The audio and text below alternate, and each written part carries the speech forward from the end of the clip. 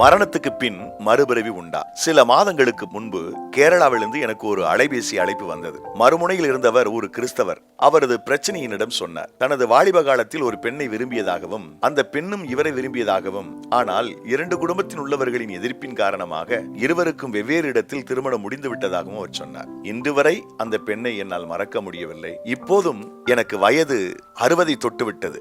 இன்னும் சில வருடங்களில் நான் மரித்து போய் விடுவேன். அடுத்த பிறவியில் என் முன்னாள் காதலியே என் மனைவியாக வேண்டும், அதற்காக பிரார்த்தனை செய்யுங்கள் என்றார் அவர். அவரது அறியாமையை நினைத்து நான் வருந்தினேன். அவருக்கு புரியும்படி ஆலோசனையும் கூறினேன். ஏனெனில் பரிசுத்த வேதாகமத்தின் கோட்பாடுகளில் மிக முக்கியமானது ஒரே ஒரு முறைதான் மனித பிறப்பு. அவனது நற்செயல்கள் பக்தியான வாழ்வு அவனுக்கு நித்திய வாழ்வையும், ஒரு மனிதனின் துர்ச்செயல்கள் பக்தியற்ற வாழ்க்கை அந்த மனிதனுக்கு நித்திய அழிவையும் கொடுப்பதாக திருமறை சொல்கிறது. சித்தர் சிவவாக்கியரின் சிந்தனை ஒன்று இப்படி சொல்கிறது: கரந்தபால் முளைபுகா, கடைந்த வெண்ணெய் மோர்புகா, உடைந்து போன சங்கின் ஓசை உயிர்களும் உடற்புகா, விரிந்தபூ உதிர்ந்த காயும் மீண்டும் போய் மரம்புகா, இறந்தவர் பிழைப்பதில்லை, இல்லை இல்லை இல்லையே.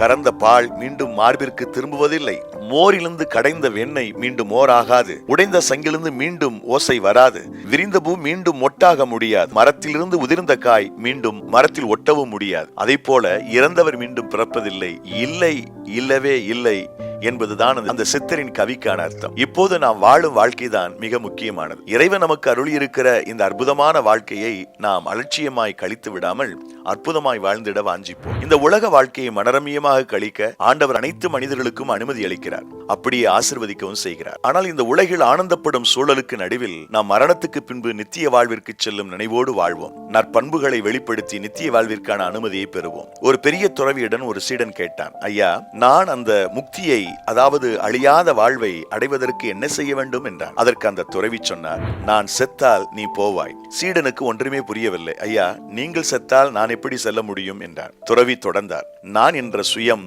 அகம்பாவம் உன்னில் மரித்தால் நீ முக்தி அடைவாய் என்றார். நண்பர்களே, ஒரே ஒரு பிறவிதான். இந்த பிறவியில் முடிந்தவரை நல்லவர்களாக வாழ முயற்சிப்போம். இறைவன் இயேசு அவரை நம்புகிற அனைவருக்கும் நித்திய வாழ்விற்கு செல்வதற்கான வழிகளை சொல்லிக் கொடுக்கிறார். நானே வழியும் சத்தியமும் ஜீவனுமாய் இருக்கிறேன் என்று அவர் தீர்க்கமாக உரைத்திருக்கிறார். நாம் அனைவரும் நித்திய வாழ்க்கை வாழ இயேசு உதவிடுவாராக. God bless you.